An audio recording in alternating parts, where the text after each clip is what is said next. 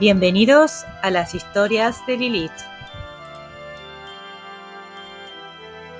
Hola a todos, bienvenidos al capítulo 6 de Playback, esta increíble novela de Raymond Chandler. Vamos a continuar con la aventura.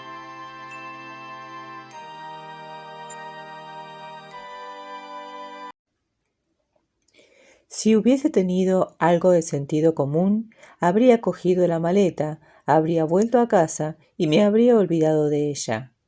Cuando hubiese decidido qué papel interpretaba en qué acto de qué obra, probablemente sería demasiado tarde para que yo pudiese hacer algo, excepto dejarme arrestar por vago frente a la oficina de correos.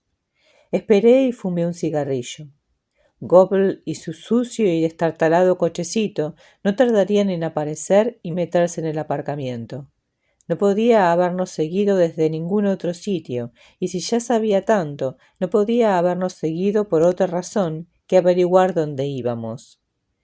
No apareció. Terminé el cigarrillo, lo tiré por la ventanilla y salí marcha atrás. Al final del sendero, y cuando giraba en dirección a la ciudad, vi su coche al otro lado de la calle, aparcado junto a la acera izquierda. Seguí adelante, giré a la derecha en la avenida y fui despacio para que no forzara demasiado el motor, tratando de no perder mi pista. A unos 2 kilómetros de allí había un restaurante llamado Epicure. Un tejado bajo y una pared de ladrillos rojos lo resguardaban de la calle y tenía bar. Se entraba por uno de los lados. Aparqué y entré. Aún no había movimiento. El encargado charlaba con el maitre, que ni siquiera llevaba smoking. Tenía una de esas mesas altas donde guardan el libro de reservas. El libro estaba abierto y en él había una lista de nombres para más tarde. Pero todavía era temprano. Podían darme una mesa. El comedor estaba a media luz y se hallaba dividido en 2 mitades por una pared baja. Habrían bastado 30 personas para hacerlo parecer repleto. El maître me instaló en un rincón y encendió la vela de mi mesa. Pedí una Gibson doble. Un camarero acudió a retirar el cubierto dispuesto al otro lado de la mesa. Le dije que lo dejara, pues estaba esperando a un amigo. Examiné el menú, que era casi tan enorme como el comedor. De haber sido curioso, hubiese necesitado una linterna. Era el local más oscuro que había visto en mi vida. Podías estar sentado a 1 metro de tu madre sin reconocerla. Me trajeron la Gibson. Logré vislumbrar el contorno del vaso y me pareció que al menos había algo dentro. Lo probé y no resultó tan malo. En aquel momento, Gobble tomó asiento frente a mí. Fiándome de lo poco que pude ver, habría afirmado que tenía el mismo aspecto del día anterior. Seguí escudriñando el menú. Tendrían que haberlo impreso en braille. Gobble alcanzó mi vaso de agua con hielo y bebió. —¿Cómo le va con la chica? —preguntó con indiferencia. —No he llevado a ninguna parte. ¿Por qué? —¿Para qué han subido a la colina? Pensaba que allí podríamos besuquearnos. Ella no tenía ganas. ¿Acaso le importaba? Creía que estaba buscando a un fulano llamado Mitchell. Esto sí que es gracioso. Un fulano llamado Mitchell. Me parece recordar que usted no había oído hablar de él. Algo he oído desde entonces, y también le he visto. Estaba borracho, muy borracho. Estuvieron a punto de echarle de un local. Muy gracioso, repuso Gobble burlonamente. ¿Cómo sabe su nombre? Porque oí que le llamaban. Esto sería demasiado gracioso, ¿verdad? Se rió despectivamente. Le advertí que no se interpusiese en mi camino. Ahora ya sé quién es. He investigado. Encendí un cigarrillo y le eché el humo a la cara. Vayas a hacer puñetas. Un tipo duro de pelar, ¿eh? Se burló. He despedazado a otros más fuertes que usted. Nómbreme a 2 de ellos. Se inclinó sobre la mesa, pero en aquel momento se acercó un camarero.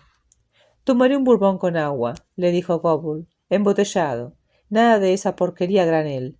Y no intente engañarme. Me daré cuenta. Y el agua también embotellada. El agua corriente de esta ciudad es horrible. El camarero se limitó a mirarle. Yo tomaré otra de estas, dije, empujando mi vaso. ¿Qué me recomienda? Preguntó Gobble. Nunca me he fiado de esas carteleras. Señaló el menú con gesto despreciativo. El plat du jour es carne mechada, dijo el camarero, de mal humor. Un picadillo con cuello almidonado, comentó Gobble. Está bien, uno de carne mechada. El camarero me miró. Le dije que la carne mechada me parecía bien. Se marchó. Gobble volvió a inclinarse sobre la mesa, no sin haber lanzado una ojeada hacia atrás y a ambos lados. No tiene usted suerte, amigo, dijo alegremente.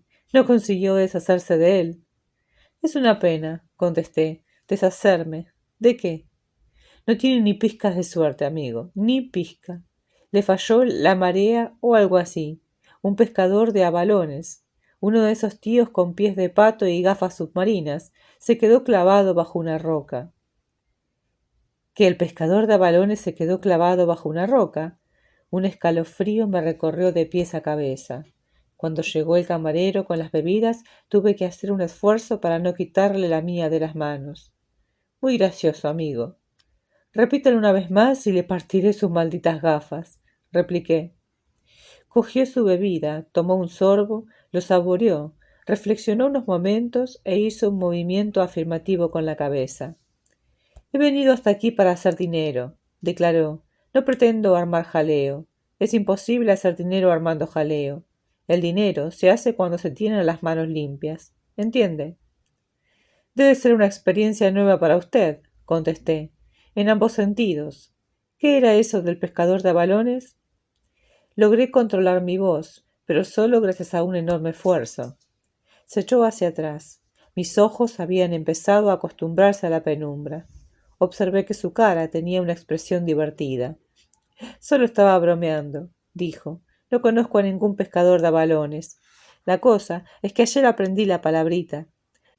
Sigo sin saber qué significa. Pero, de todos modos, la situación sigue siendo muy graciosa. No puedo encontrar a Mitchell. Se aloja en el hotel. Bebí un poco más, no demasiado. No era momento de emborracharse. Ya sé que se aloja en el hotel, amigo. Lo que no sé es dónde está. En su habitación no. Los del hotel no le han visto. Se me ocurrió que quizá usted y la chavala tuvieran alguna idea. La chica está loca, repuse. No la mezcle en esto.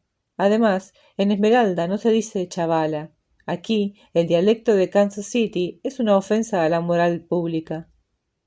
Déjese de monsergas, amigo. Cuando quiera aprender a hablar correctamente, no acudiré a un detective fracasado de California.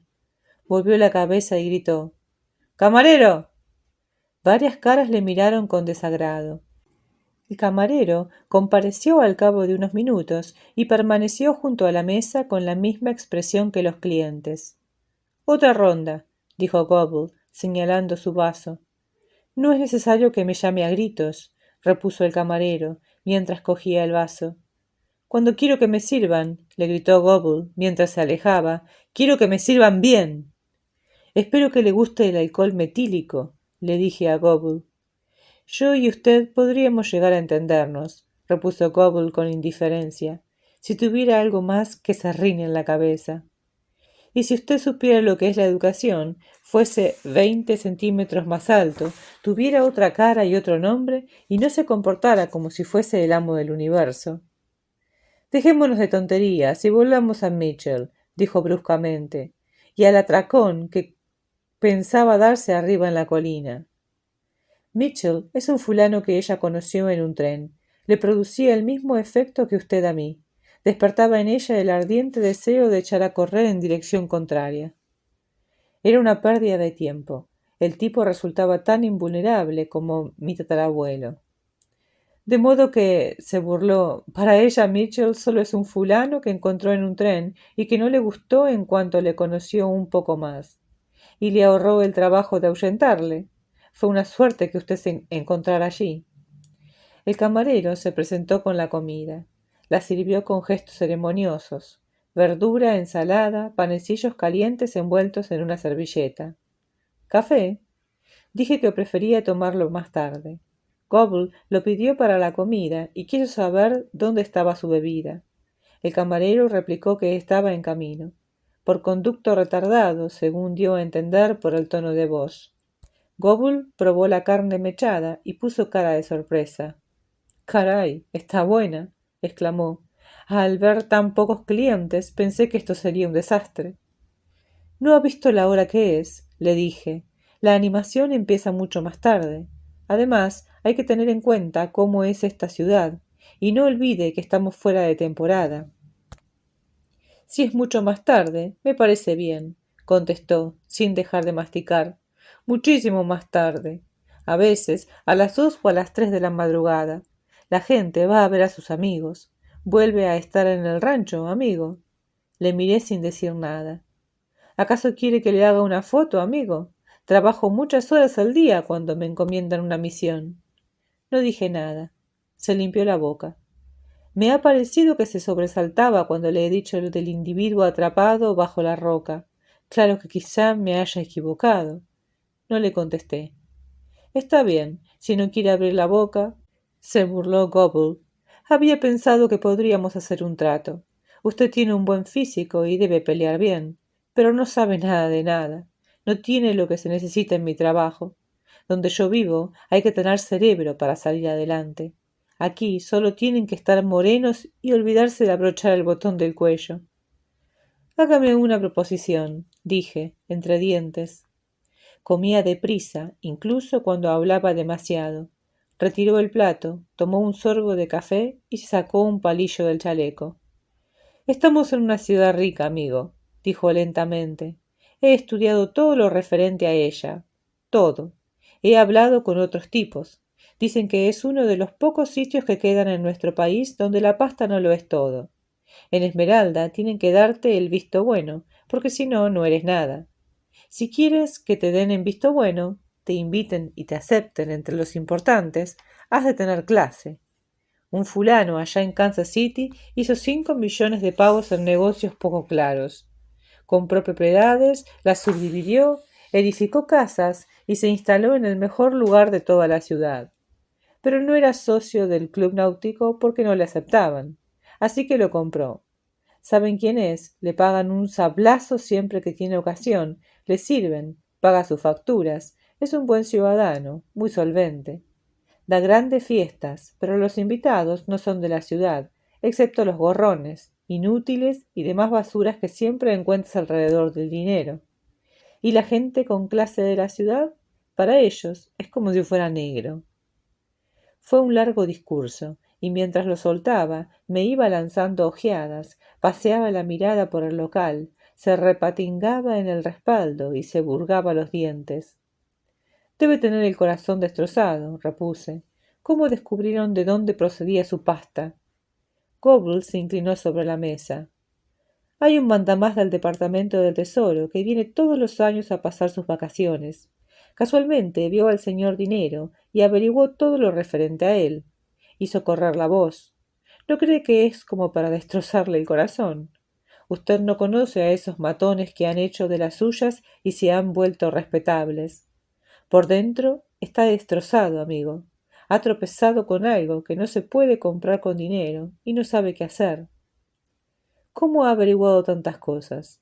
«Soy listo, tengo relaciones, averiguo lo que quiero». «Excepto una cosa», repliqué. «¿Cuál?» «No lo entendería». Compareció el camarero con la bebida de Gobble y se llevó los platos. Nos ofreció el menú. «Nunca tomo postre», dijo Gobble. «Lárguese».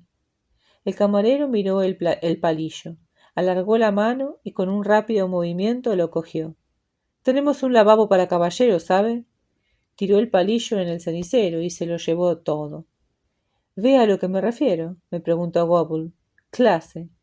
Yo pedí un helado de chocolate y café. «Y tráigale la cuenta a este señor», añadí. «Será un placer», repuso el camarero. Gobble parecía molesto. El camarero se escabulló. Me incliné sobre la mesa y hablé en voz baja. «Es usted el mayor mentiroso que he conocido en 2 días. Y le aseguro que he conocido a verdaderas maravillas. No creo que tenga ningún interés en encontrar a Mitchell. No creo que le haya visto ni oído hablar de él hasta ayer, cuando se le ocurrió la idea de utilizarlo como tapadera. Le han enviado aquí para vigilar a una muchacha, y sé quién le ha enviado. No quién le ha contratado, sino quién le ha dado la orden. Sé por qué la vigilan y sé lo que debo hacer para evitarlo.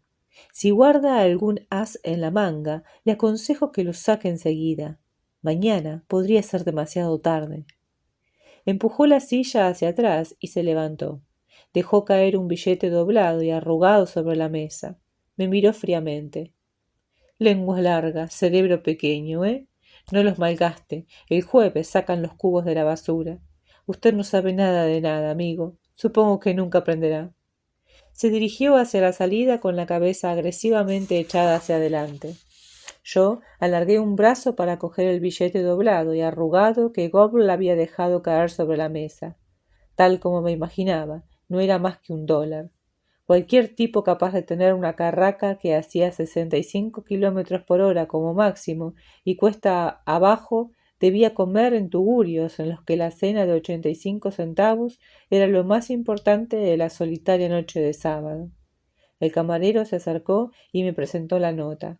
Pagué y dejé el $1 de Gobble en el plato. Gracias, dijo el camarero. Este tipo es muy amigo suyo, ¿eh?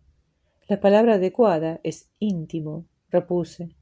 El muchacho debe ser pobre, dijo tolerantemente el camarero. Una de las mejores cosas de esta ciudad es que las personas que trabajan aquí no pueden permitirse el lujo de vivir aquí.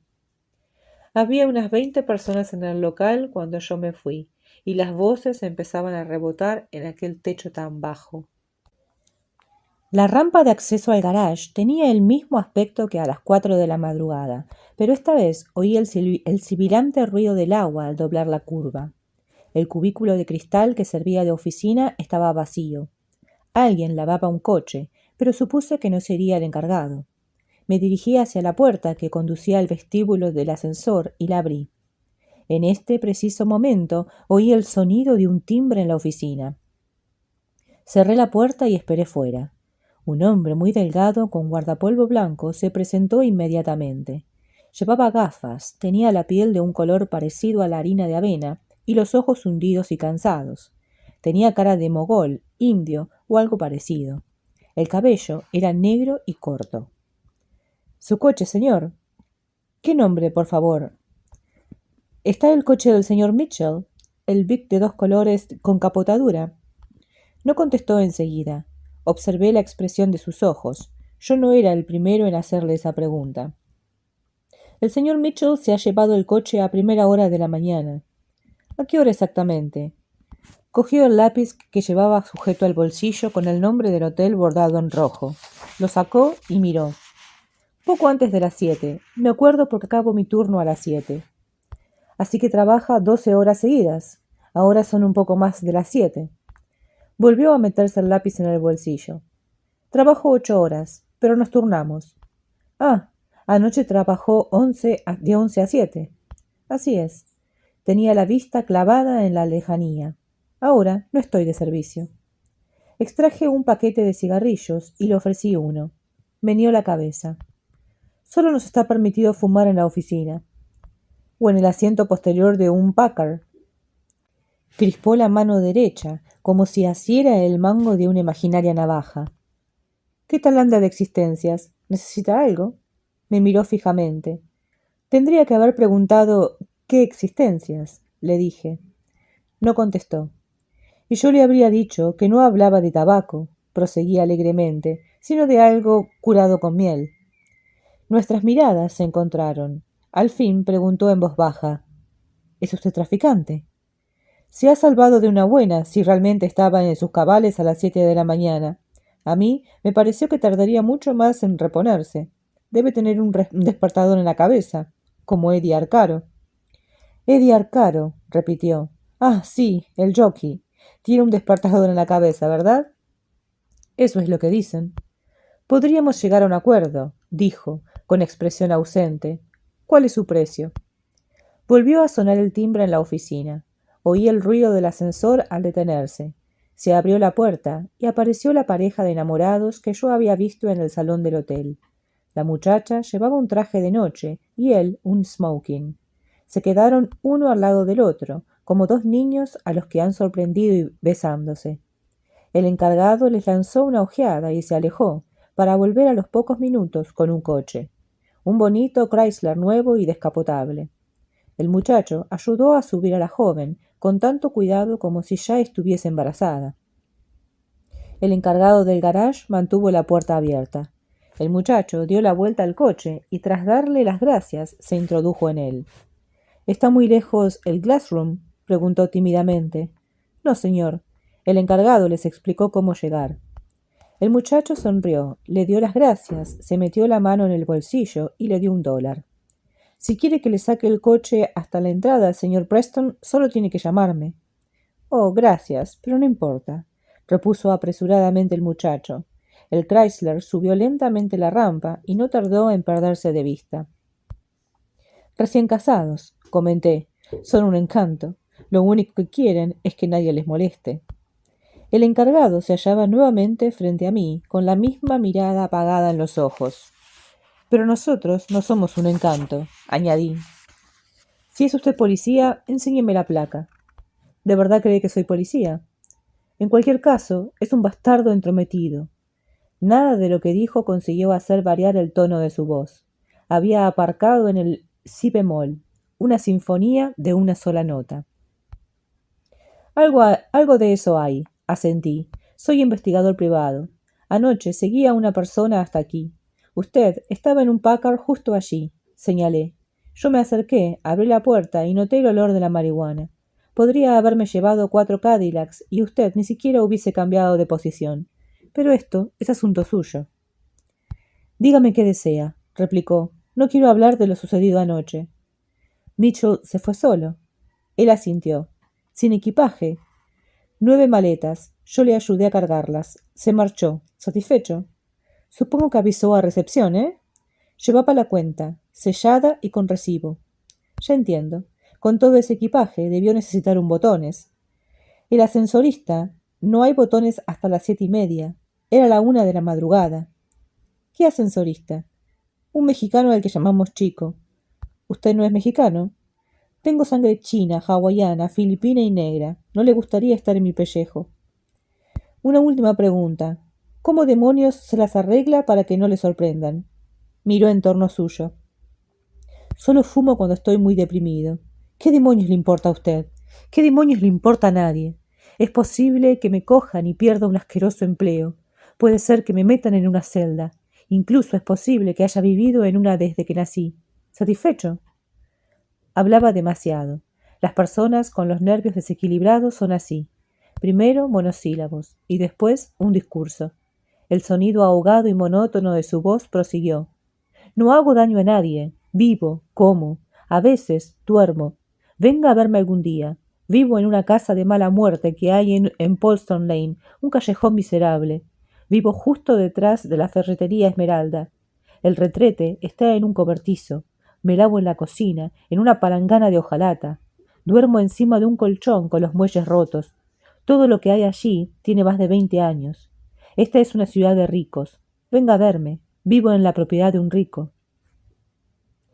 En su historia de Mitchell falta una pieza, dije yo. ¿Cuál? La verdad.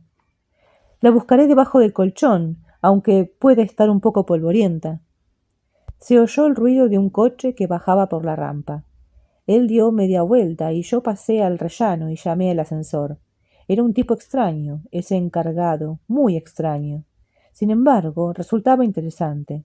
También daba un poco de pena, un tipo amargado y desorientado. El ascensor tardó bastante en llegar, y antes de que lo hiciera, disfruté de la compañía de otra persona.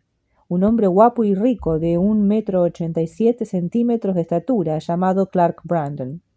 Llevaba una cazadora de cuero y un jersey azul de cuello alto, unos pantalones de pana bastante gastados y las botas altas con cordones que usan los ingenieros y topógrafos en el campo. Parecía el jefe de un equipo de perforación.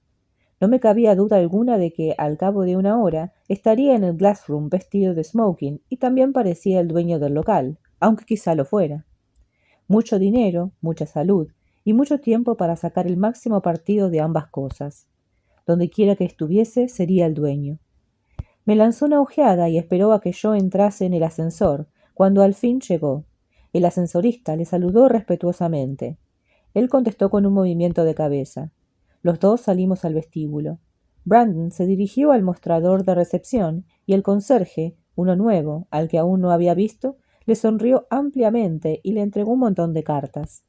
Brandon se apoyó en un extremo del mostrador y fue abriendo los sobres uno por uno, tirándolos después en la papelera situada junto a él. La mayor parte de las cartas sufrieron el mismo destino. Al otro lado del mostrador había un soporte con folletos de viajes. Encendí un cigarrillo, cogí uno y lo examiné con detenimiento. Brandon había recibido una carta que le interesó. La leyó varias veces. Vi que era corta y estaba escrita en una hoja de papel con membrete del hotel, pero desde donde yo me encontraba eso era todo lo que se podía ver. La miró y remiró. Después metió la mano en la papelera y sacó el sobre. Lo examinó. Guardó la carta en un bolsillo y se dirigió hacia el centro del mostrador. Enseñó el sobre al conserje. La han entregado a mano. ¿Ha visto quién lo ha dejado? El nombre no me dice nada. El conserje miró el sobre y asintió. Sí, señor Brandon, la ha dejado un hombre justo después de que yo llegara. Era un hombre gordo, de edad mediana, con gafas, traje gris, abrigo y sombrero de fieltro gris. No parecía de aquí. Un zaparrastroso, un don nadie. ¿Preguntó por mí? No, señor. Solo me dijo que pusiese la carta en su casilla. ¿Ocurre algo malo, señor Brandon? Tenía aspecto de chalado. El conserje meneó la cabeza. Tenía aspecto de lo que le he dicho, un don nadie. Brandon se rió entre dientes. Quiere convertirme en obispo mormón por $50. Algún loco, seguro. Cogió el sobre del mostrador y se lo metió en el bolsillo. Se dispuso a dar media vuelta y después preguntó: ¿Ha visto a Larry Mitchell? Desde que estoy aquí no, señor Brandon, pero he llegado hace solo un par de horas. Gracias. Brandon cruzó el vestíbulo hasta el ascensor y entró. Era un ascensor diferente. El ascensorista abrió la boca en una exuberante sonrisa y le dijo algo. Brandon no le contestó ni le miró. El muchacho parecía dolido mientras cerraba la puerta. Brandon estaba de mal humor. No era tan guapo cuando estaba de mal humor. Volví a meter el folleto en el soporte y me acerqué al centro del mostrador. El conserje me miró sin interés. Su mirada decía que yo no me alojaba allí. Dígame, señor. Era un hombre de cabello gris que no tenía mala pinta. Iba a preguntar por el señor Mitchell, pero he oído lo que ha dicho. Los teléfonos interiores están allí, señaló con la barbilla. La telefonista le dará la comunicación. Lo dudo. ¿Qué quiere decir? Me abrí la americana a fin de sacar la cartera. Observé que los ojos del conserje se clavaban en la redondeada culata de la pistola que llevaba bajo el brazo. Extraje la cartera y le alargué una tarjeta.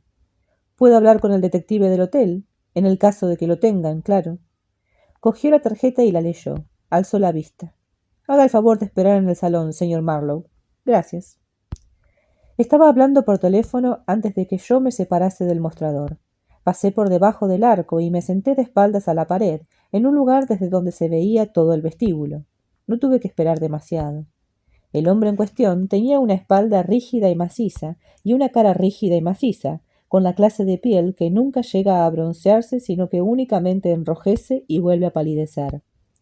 Tenía el pelo de un tono rubio rojizo y le caía un mechón sobre la frente. Se detuvo bajo el arco y paseó lentamente la mirada por el salón. No se fijó en mí más que en las demás personas. Entonces se acercó y tomó asiento a mi lado.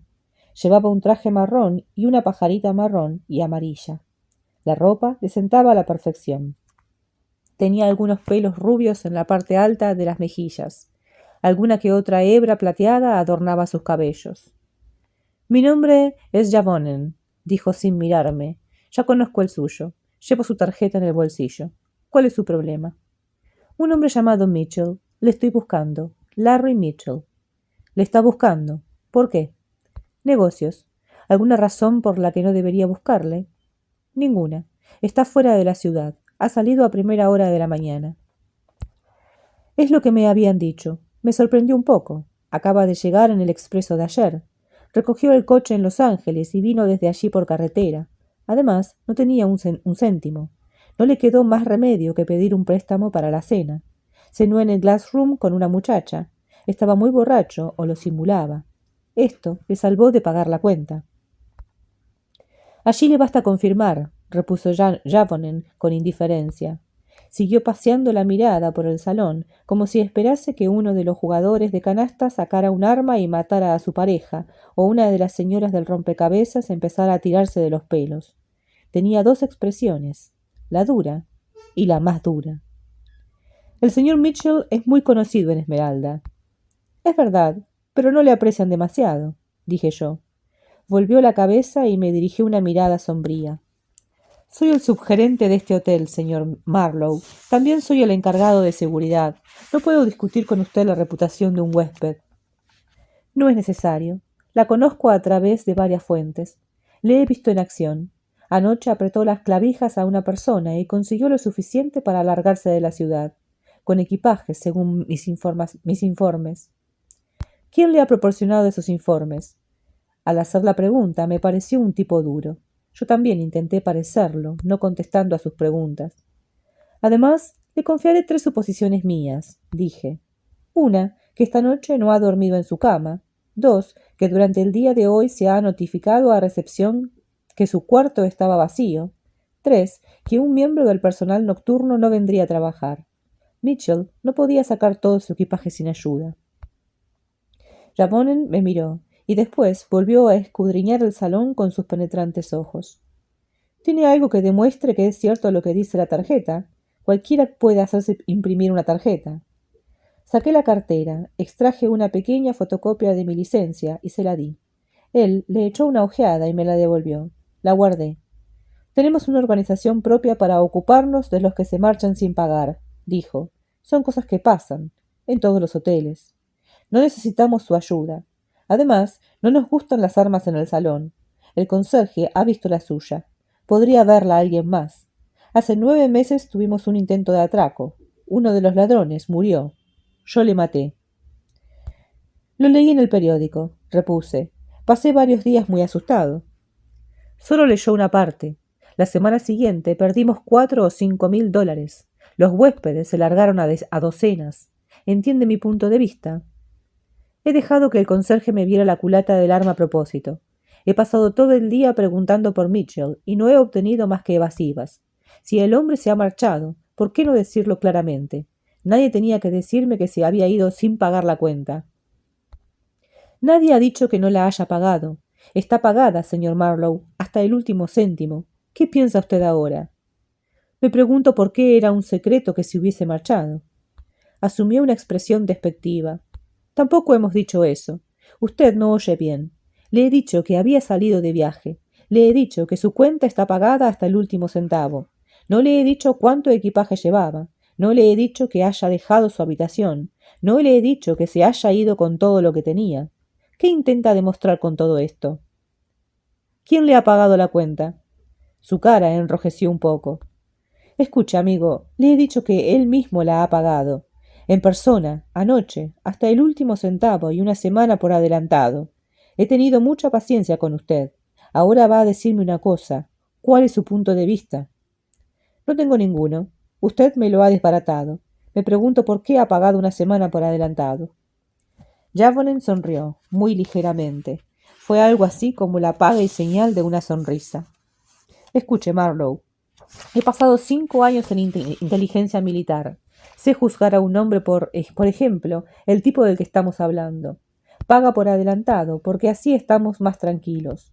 Esto tiene una influencia estabilizadora. ¿Había pagado alguna vez por adelantado? Maldita sea. Tenga cuidado, le interrumpí. El caballero anciano del bastón parece muy interesado por sus reacciones.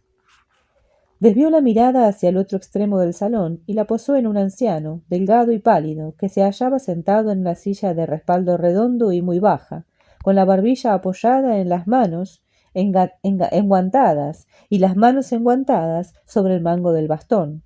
Miraba sin parpadear en dirección a nosotros. «Oh, él», exclamó Javonen, «no ve nada a esta distancia. Tiene 80 años». Se puso en pie y se encaró conmigo. De acuerdo, ya está todo arreglado, dijo tranquilamente. Usted es un investigador privado, tiene un cliente e instrucciones. Yo solo quiero mantener el orden en el hotel. La próxima vez deje el arma en casa. Si quiere saber alguna cosa, pregúntemela a mí. No interrogue al servicio. Enseguida corre la voz y no nos gusta. La policía local tomaría cartas en el asunto si les insinuara que usted busca camorra. ¿Puedo tomar una copa en el bar antes de irme? No se le ocurra desabrocharse la americana. 5 años en inteligencia militar presuponen una gran experiencia, comenté, mirándole admirativamente. No está mal. Se despidió con un breve movimiento de cabeza y se alejó hacia el vestíbulo, con la espalda erguida, los hombros levantados, la barbilla hacia adentro y su aspecto de hombre fuerte, delgado y de buena constitución. Un verdadero profesional. Había reducido a la nada todo lo impreso en mi tarjeta. Entonces me di cuenta de que el anciano de la silla baja había alzado una mano enguantada del puño de su bastón y me hacía señas con un dedo curvado. Me apunté al pecho con un dedo y le miré interrogativamente. Él asintió, de modo que fui hacia allí. Era viejo, es verdad, pero no tenía nada de débil y mucho menos de tonto. Su cabello blanco estaba cuidadosamente peinado, su nariz era larga, afilada y llena de diminutas venas, sus apagados ojos azules aún eran penetrantes, pero los párpados caían pesadamente sobre ellos. En una oreja llevaba el botón de plástico del aparato para sordos, rosa y gris como la oreja. Los guantes de gamuza que cubrían sus manos tenían los puños girados. Llevaba unas polainas grises encima de unos relucientes zapatos negros. Acérquese una silla, jovencito. Tenía la voz fina, seca y crujiente como las hojas de bambú. Tomé asiento a su lado. Me examinó y su boca esbozó una sonrisa. Nuestro magnífico señor Ravonen pasó 5 años en inteligencia militar, como sin duda le habrá dicho. Sí, señor, en la CIC, una sección de ella. Inteligencia militar es una expresión que contiene un error interno, de modo que tiene curiosidad por saber cómo pagó la cuenta el señor Mitchell. Le miré fijamente, miré el aparato de su oreja. Él se dio unos golpecitos en el bolsillo superior de la americana. Me volví sordo mucho antes de que inventaran estos aparatos. Ocurrió durante una cacería, cuando mi montura se negó a saltar un obstáculo. Fue culpa mía. Obligué al caballo a tomar impulso demasiado pronto. Yo aún era un muchacho. No me imaginaba a mí mismo con una trompetilla, así que aprendí a leer el movimiento de los labios. Se necesita mucha práctica. ¿Qué hay de Mitchell, señor? Ya llegaremos a eso. No tenga prisa. Alzó la mirada y asintió. Una voz dijo: «Buenas tardes, señor Clarendon». Un botones siguió su camino hacia el bar. Clarendon le siguió con la mirada. «No pierda el tiempo haciéndole caso», dijo. «Es un chulo. He pasado muchísimos años en vestíbulos, salones de té, bares, porches, terrazas y cuidados jardines de infinidad de hoteles en todo el mundo. He sobrevivido a todos los miembros de mi familia. Seguiré mi vida inútil e inquisitiva hasta el día en que una camilla se me lleve a una bonita y airada habitación de un hospital. Unos dragones de cofias blancas y almidonadas me cuidarán. Me alisarán continuamente las sábanas y me ahuecarán la almohada. Me traerán la horrible e insulsa comida de hospital en una bandeja. Me tomarán el pulso y la temperatura a intervalos frecuentes y siempre cuando me esté durmiendo. Desde la cama oiré el susurro de las faldas almidonadas, el ruido apagado de las suelas de unos zapatos de goma en el suelo aséptico, y veré el silencioso horror de la sonrisa del médico. Al cabo de unos días, me cubrirán con la tienda de oxígeno e instalarán unos biombos al lado de la camita blanca, y yo, sin siquiera darme cuenta, haré la única cosa en el mundo que ningún hombre puede hacer 2 veces. Volvió lentamente la cabeza y me miró. Me temo que estoy hablando demasiado. ¿Cuál es su nombre, señor? Philip Marlowe. Yo soy Henry Clarendon IV. Pertenezco a lo que antes se denominaba clase alta, Groton, Harvard, Heidelberg, la Soborna. Pasé un año en Uppsala. No recuerdo exactamente por qué. Para prepararme para una vida de ocio, sin duda alguna.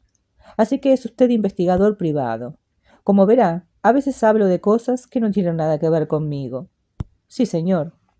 Tendría que haber acudido a mí en busca de información, pero claro, usted no podía saberlo. Mené la cabeza. Encendí un cigarrillo, no sin antes haber ofrecido uno al señor Henry Clarendon IV. Lo rechazó con un vago movimiento de cabeza. Sin embargo, señor Marlowe, esto es algo que debería haber aprendido. En todos los hoteles lujosos del mundo hay media docena de ociosos ancianos de ambos sexos que se dedican a observar a los demás. Miran, escuchan, comparan informaciones, se enteran de todo respecto a todo el mundo. No tienen otra cosa que hacer, porque la vida de hotel es la más espantosa de todas las formas de aburrimiento.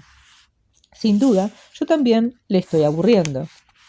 Preferiría que me hablase de Mitchell, señor. Esta noche, por lo menos, señor Clarendon. Naturalmente, soy egoísta y absurdo, y charlo como una colegiala. Ve a aquella hermosa mujer de pelo negro que juega a la canasta, la que lleva demasiadas joyas y unas gafas con monturas de oro macizo. No la señaló ni la miró, pero no tardé en localizarla. Tenía unos modales ampulosos y parecía bastante insensible. Era la que iba cargada de joyas y maquillaje. Se llama Margot West. Se ha divorciado 7 veces. Tiene una gran fortuna y un aspecto razonablemente atractivo, pero no consigue retener a ningún hombre. Se esfuerza demasiado por lograrlo. Sin embargo, no es tonta. Tendría un lío con un hombre como Mitchell, le daría dinero y pagaría sus facturas, pero jamás se casaría con él. Anoche se pelearon. No obstante, creo que debe haberle pagado la cuenta. Ya lo ha hecho otras veces. Yo creía que su padre le enviaba un talón desde Toronto todos los meses. No tiene suficiente, ¿eh? Henry Clarendon IV me dirigió una sonrisa sardónica. Mi querido amigo, Mitchell no tiene ningún padre en Toronto. No recibe ningún cheque mensual. Él vive de las mujeres. Por eso vive en un hotel como este.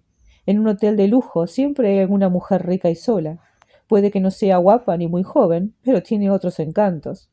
Durante la temporada baja, que empieza después de las fiestas del mar y acaba a mediados de enero, en Esmeralda no hay gran cosa que valga la pena. Es entonces cuando Mitchell aprovecha para viajar. Mallorca o Suiza si tiene dinero, Florida o una de las islas del Caribe si no le quedan muchos ahorros. Este año no ha tenido demasiada suerte. Tengo entendido que solo ha podido llegar hasta Washington. Me lanzó una ojeada. Yo mantuve mi inalterable expresión cortés, como un simpático jovencito, según su punto de vista, que escucha amablemente a un viejo que habla demasiado. Está bien, repuse. Es posible que le haya pagado la cuenta del hotel, pero ¿por qué una semana por adelantado? Puso una enguantada mano encima de la otra. Inclinó el bastón y siguió su inclinación con el cuerpo. Observó atentamente el dibujo de la alfombra. Al cabo de unos minutos hizo rechinar los dientes. Había resuelto el problema. Volvió a incorporarse. Debe ser el pago de la ruptura, dijo secamente. El definitivo e irrevocable final del romance. La señora West, tal como vulgarmente se dice, está hasta las narices. Además, ayer llegó una nueva huésped en compañía de Mitchell, una muchacha de cabello rojizo, de tono más parecido a una castaña que al fuego o las fresas. Por lo que pude observar, la relación existente entre ambos era un tanto extraña. Los dos parecían sufrir los efectos de alguna clase de tensión. ¿Cree que Mitchell chantajearía a una mujer? Mitchell chantajearía a un niño de pecho. El hombre que vive de las mujeres siempre les hace algún tipo de chantaje, aunque no sea esta la palabra que se utilice normalmente. También les roba en cuanto se presenta la ocasión. Mitchell falsificó 2 cheques con la firma de Margot West. Esta fue la causa de la separación. Es indudable que ella tiene los cheques, pero solo los guardará. Señor Clarendon, con el debido respeto, ¿cómo puede saber tantas cosas? Ella misma me lo contó. Lloró sobre mi hombro. Miró hacia la hermosa mujer de cabello negro. Por su aspecto actual, cualquiera pensaría que no le he dicho la verdad. Sin embargo, así es. ¿Y por qué me lo cuenta? Su rostro se iluminó con el fantasma de una sonrisa. No tengo ninguna delicadeza. Lo normal sería que yo también quisiera casarme con Margot West. Eso supondría un cambio radical en mi vida. No obstante, un hombre de mi edad se distrae con toda clase de detalles insignificantes. Un colibrí, la extraordinaria forma en que se abre un capullo. ¿Por qué, al llegar a cierto punto de su crecimiento, se separan en ángulos rectos? ¿Por qué se divide tan gradualmente? ¿Y por qué la flor emerge siempre en el mismo orden? De modo que el afilado y cerrado extremo de la yema parece el pico de un pájaro, y los pétalos de colores forman un ave del paraíso. ¿Qué extraña deidad hizo un mundo tan complicado, pudiendo hacerlo tan simple? Es omnipotente. ¿Cómo iba a hacerlo? Hay demasiado sufrimiento y los inocentes siempre se llevan la peor parte. ¿Por qué una coneja madre, atrapada en una madriguera por un hurón, protege a sus retoños con su cuerpo y se deja arrancar el cuello? ¿Por qué? Al cabo de 2 semanas habría sido incapaz de reconocerlos. ¿Cree usted en Dios, joven? Era un largo rodeo, pero no me quedaba más remedio que seguirlo. Si se refiere a un Dios omnisciente y omnipotente que hizo las cosas tal como son, no. Debería creer en él, señor Marlowe. Es un gran consuelo. Al final todos acabamos creyendo, porque tenemos que morir y convertirnos en polvo. Quizá este mundo lo sea todo, y quizá no. Existen graves dificultades acerca de la otra vida. No creo que me gustara demasiado estar en el cielo, donde tendría que compartir mi alojamiento con un pigmeo del Congo, un colichino, un mercader oriental de alfombras e incluso un productor de Hollywood. Me imagino que soy un snob, y mis comentarios resultan de mal gusto. Tampoco puedo imaginarme un cielo presidido por un benevolente personaje con larga barba blanca, conocido localmente como Dios. Son concepciones absurdas propias de mentes inmaduras. Pero no se debe uno oponer a las creencias religiosas de ningún hombre, por tontas que sean. Claro que yo no tengo motivos para suponer que iré al cielo. La verdad es que me parece bastante aburrido. Por otra parte, ¿cómo puedo imaginarme un infierno en el que un niño muerto antes del bautismo ocupa la misma degradante posición que un asesino a sueldo, o un comandante de campo de concentración nazi, o un miembro del Politburó? Qué extraño que las mejores aspiraciones del hombre, a pesar de ser un sucio animalillo, y sus mejores acciones, su gran y desprendido heroísmo, su constante valor diario en un mundo cruel, qué extraño que estas cosas sean mucho mejores que su destino en esta tierra. Debe haber una explicación razonable. No me diga que el honor es simplemente una reacción química, ni que el hombre que deliberadamente da su vida por otro no hace más que seguir una pauta de conducta. ¿Cree que Dios se siente feliz al ver las convulsiones de un gato envenenado en plena calle? ¿Cree que Dios se siente feliz al ver una vida tan cruel y observar que solo los mejores sobreviven? ¿Los mejores? ¿Para qué? Oh, no, ni mucho menos. Si Dios fuera omnipotente y omnisciente en el sentido literal de la palabra, ni siquiera se habría molestado en crear el universo. No hay éxito sin posibilidad de fracaso. No hay arte sin la resistencia del medio. ¿Acaso es una blasfemia afirmar que Dios tiene sus días malos cuando nada va bien y que los días de Dios son muy, muy largos? Es usted un hombre inteligente, señor Clarendon. Creo que ha hablado de un cambio radical de vida. Esbozó una sonrisa. Creía que había perdido el hilo durante mi largo discurso, ¿verdad? No, señor, no lo había perdido. Una mujer como la señora West casi siempre acaba casándose con una serie de pseudo-elegantes casadotes, tanguistas de largas patillas, rubios monitores de esquí con atractivos músculos, aristócratas franceses e italianos totalmente arruinados, vulgares principitos del medio oeste, cada uno peor que el anterior. Incluso es posible que en última instancia se casara con un hombre como Mitchell. Si se casara conmigo, se casaría con un viejo latoso, pero por lo menos se casaría con un caballero. Sí, se rió entre dientes. El monosílabo indica un empacho de Henry Clarendon cuarto. No le culpo. Muy bien, señor Marlowe. ¿Por qué se interesa tanto por Mitchell? Aunque supongo que no podrá decírmelo. No, señor, no puedo. Me interesa saber por qué sé que ha ido enseguida después de regresar, quién le ha pagado la cuenta y por qué era necesario también abonar una semana por adelantado. Si la que pagaba era la señora West o, por ejemplo, algún amigo adinerado como el señor Clark Brandon. Sus finas y escasas cejas se curvaron hacia arriba. Brandon podría saltar fácilmente la cuenta de Mitchell con solo descolgar el teléfono.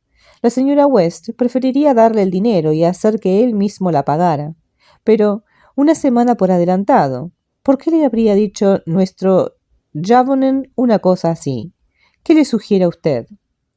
Que en el caso de Mitchell hay algo que el hotel no quiere divulgar. Hay algo que desataría el tipo de publicidad que no les gusta. ¿Cómo qué? Suicidio y asesinato son la clase de cosas a las que me refiero. Esto es solo un ejemplo. ¿Se ha fijado en que casi nunca se menciona el nombre de un gran hotel cuando uno de los huéspedes se tira por la ventana? Siempre es un hotel de las afueras o del centro, o un hotel muy conocido o exclusivo, algo así. Y si es un hotel de lujo, nunca se ven policías en el vestíbulo, a pesar de lo que haya sucedido arriba. Desvió la mirada y yo seguí la dirección de sus ojos. La partida de canasta había terminado. La acicalada y enjollada mujer llamada Margot West se alejó hacia el bar con uno de los hombres, con la boquilla sobresaliendo como un bauprés. ¿Y bien? Bueno, repuse, haciendo un gran esfuerzo. Si Mitchell conserva su habitación, cualquiera que sea. La 418, intercaló sosegadamente Clarendon, con vista al mar. $14 diarios en esta época del año, y 18 en plena temporada. No es precisamente barata para un tipo sin dinero, pero supongamos que aún la tiene, de modo que, pese a lo que haya podido ocurrir, solo se ha marchado para unos cuantos días. Sacó el coche y metió en él el equipaje hacia las 7 de la mañana, una hora muy extraña para irse, teniendo en cuenta lo borracho que estaba anoche. Clarendon se echó hacia atrás y dejó que sus enguantadas manos colgaran inertes. Me di cuenta de que empezaba a cansarse. Si realmente ha ocurrido así, ¿no opina que el hotel preferiría hacerle creer que se había marchado definitivamente? En ese caso, tendría que buscarle en otro lugar, es decir, si es que le está buscando. Observé su apagada mirada. Sonrió. No acabo de entenderle, señor Marlowe. Yo hablo y hablo, pero no solo para oír el sonido de mi voz. La verdad es que no puedo oírla. Hablar me da la oportunidad de estudiar a la gente sin parecer demasiado grosero. Le he estudiado a usted. Mi intuición, en el caso de que sea la palabra correcta, me dice que su interés por Mitchell es bastante tangencial. De lo contrario, no se mostraría tan abierto. Ajá, podría ser, contesté. Era el momento oportuno para intercalar un párrafo de lúcida prosa. Henry Clarendon IV lo habría hecho muy bien. Yo no tenía absolutamente nada más que decir. Váyase, dijo. Estoy cansado. Subiré a mi habitación y me acostaré un rato. Ha sido un placer conocerle, señor Marlowe. Se puso lentamente en pie y recuperó el equilibrio con la ayuda del bastón. Fue un verdadero esfuerzo. Yo también me levanté. Nunca doy la mano a nadie, añadió. Tengo las manos feas y desagradables. Por eso llevo guantes. Buenas noches. Si no vuelvo a verle, buena suerte. Se alejó, andando lentamente y con la cabeza erguida. Andaba con dificultad. Subió uno por uno los 2 escalones que separaban el salón del vestíbulo, haciendo una pausa entre ambos. Siempre adelantaba primero el pie derecho. El bastón se apoyaba con fuerza en el suelo junto al izquierdo. Pasó por debajo del arco y le vi dirigirse hacia un ascensor.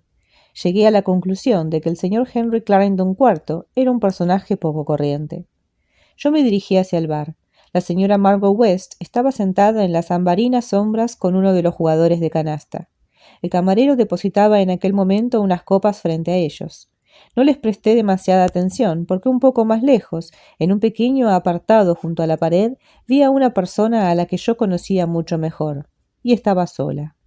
Llevaba la misma ropa, pero se había quitado la cinta del cabello, que le caía suelto alrededor de la cara. Me senté. El camarero se acercó y le pedí lo que deseaba. Después se alejó. La música que se escapaba del invisible tocadisco era melodiosa y agradable. Ella sonrió ligeramente. Siento haberme enfadado, dijo. Me he portado de un modo muy grosero. No se preocupe, no tiene importancia. ¿Me buscaba? No exactamente. ¿Acaso? Oh, casi me olvido. Cogió el bolso y se lo puso sobre el regazo. Rebuscó en su interior y después pasó por encima de la mesa algo bastante pequeño, aunque no tan pequeño como para que su mano pudiera ocultar que era el talonario de cheques de viaje. Se los había prometido. No. Cójalo de una vez, tonto. No quiero que el camarero lo vea. Cogí el talonario y me lo guardé en el bolsillo. Metí la mano en el bolsillo interior y saqué una pequeña libreta de recibos. Rellené la matriz y después el recibo propiamente dicho. Recibí de la señorita Betty Mayfield, Hotel Casa del Poniente, Esmeralda, California, la suma de $5.000 en cheques de viaje de la compañía Americana Express por valor de $100 cada uno, refrendada por la propiedad y entregada en concepto de depósito, susceptible de que ella lo reclame en cualquier momento, hasta que se estipulen unos honorarios y yo acepte un empleo. Los abajo firmantes. Firmé este galimatías y le acerqué la libreta para que lo viera. Léalo y firme en la esquina inferior izquierda.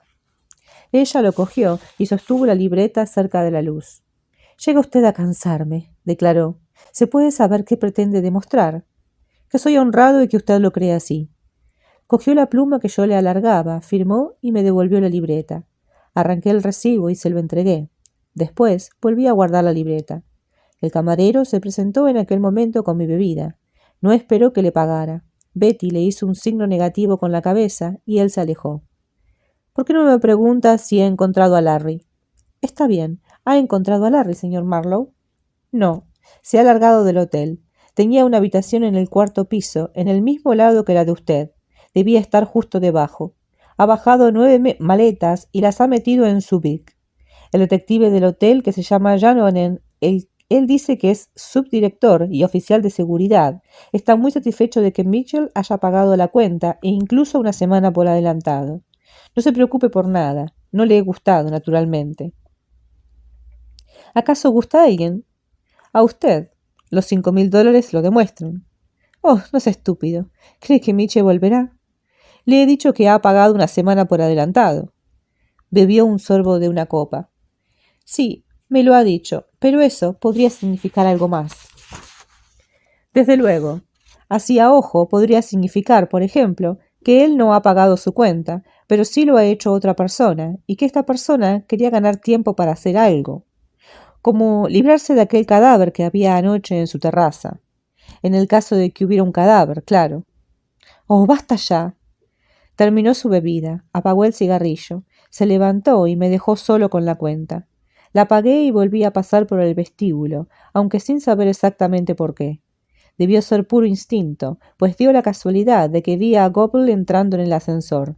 Su expresión me pareció bastante tensa.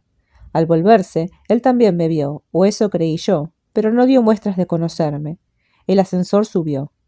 Salí a buscar el coche y regresé a el rancho descansado. Me eché en el sofá y me quedé dormido.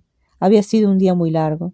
Era posible que si descansaba y mi cerebro se aclaraba, llegase a tener una ligera idea de lo que estaba haciendo.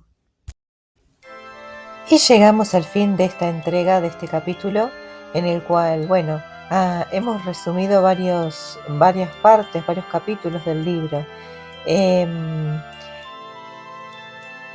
Fue un capítulo un poco más largo, un poco más extenso, pero bueno, creo que mejor así ha sido para poder disfrutarlo completamente. Creo que mi parte favorita del libro está siendo este discurso que da el anciano. Creo que me llegó, ¿no? Me pareció muy certero en todo, muy verdadero y también muy profundo, ¿no? Así que, bueno, esa fue mi parte favorita, creo, de esta historia. Obvio que hay varias otras, ¿no? Pero bueno, podría ser una de las mejores. Me gustaría saber qué piensan ustedes acerca de lo que comentó el anciano. Y además, ya que está, podrían decir qué parte les está gustando más, si es que hay alguna. Espero que sí, ¿no? Y bueno, nada, los invito a suscribirse, a dejar likes, a compartir este canal con amigos, con personas que crean que les pueda interesar, que les gusta escuchar historias y nada más. Mañana continuamos con esta historia que se acerca al final, ya estamos muy cerca, queda muy poco y nuestro detective va a descubrir seguramente la verdad. Muchas gracias y los espero mañana.